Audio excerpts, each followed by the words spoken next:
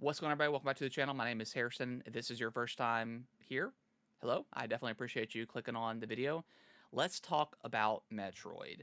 Metroid to me is such a great franchise. Obviously, it kind of spun off so many different types of um, games that got influenced by Metroid. The Metroidvania, you know, or some people on the internet want to call it a search action game. I hate that. I hate that term. I think Metroidvania just flows a little bit better, sounds better too. I don't know. Call whatever you want, but yeah, Metroid is an interesting franchise with Nintendo. It kind of Metroid has always been with Nintendo. It's been on every single device that they've ever made, I believe. And they keep making these games even though they don't sell super well. Surprisingly enough, Metroid Dread that came out on the Switch was the highest selling Metroid game in the franchise. It sold just a little over 3 million from the last time that we heard about the sales numbers for that. So I appreciate it because I don't some franchises obviously we want all games to sell well, so we get sequels and stuff like that. And Nintendo, we kind of keep getting them with Metroid, and they tend to get better and better over time, which is awesome. So I definitely appreciate Nintendo just kind of keeping this franchise going because let's face it, I mean they could have abandoned it a long time ago, and they just never did. And here we are in 2025, and we're finally getting Metroid Prime 4 on December 4th. So I'm very happy about that. But my big concern is with just the marketing for this game. It's been pretty abysmal in my opinion. For the hardcore, Metroid Prime fans or Metroid fans in general, they don't need to be sold in this game.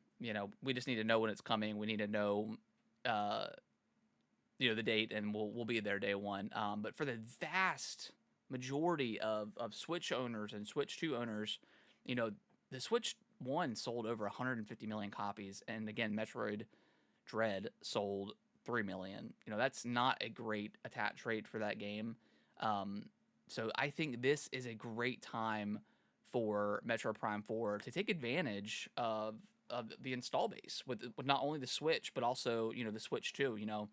We've had some great games with Switch 2. First party has been a little bit dry, and I think a direct is needed at this point in my opinion. I think Nintendo in the past has done a great job of presenting game focused directs. They did that.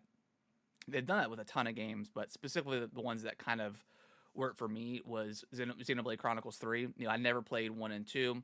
Um, and this I wanted to jump into 3, and I just from the initial trailers it just didn't have me. And then after we got the direct and we had like that big deep dive of what the gameplay was like, that sold me.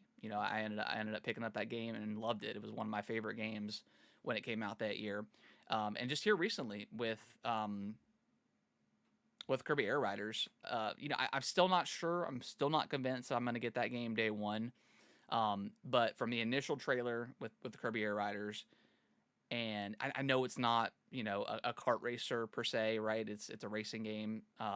But coming off of Mario Kart World, and let's be honest, I think that game was pretty lackluster on all fronts. I thought that with over 10 years, right, since Mario Kart 8 launched on the Wii U. I know that's a little bit kind of stagnated a little bit because that's probably not the word.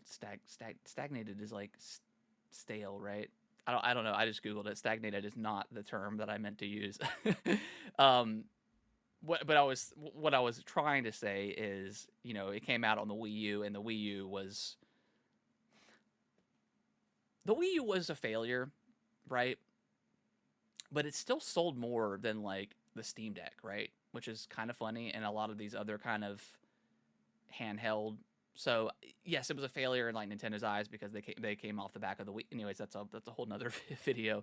But obviously didn't do well on the Wii U. The Wii U didn't sell at all.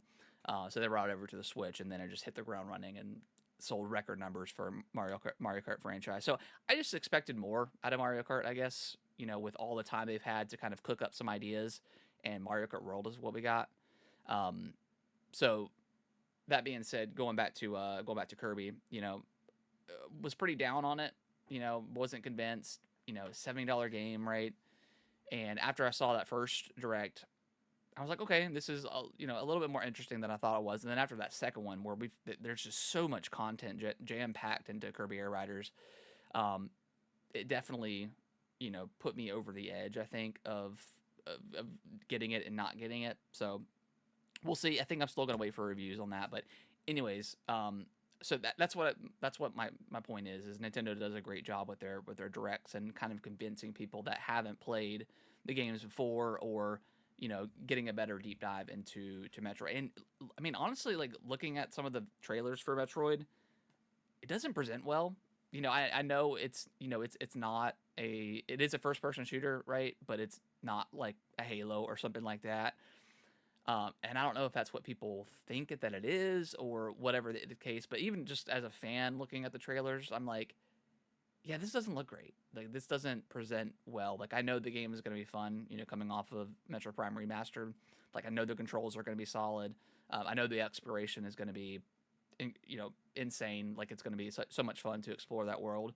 But just the whole presentation, I don't know. There's something about those trailers that just doesn't work for me. And I think that a direct is, again, I think it's needed because they need to show off what this game is to a more casual player or someone who maybe is hardcore in the Nintendo world, but just for whatever reason never played a Metroid game or can never connect to a Metroid game.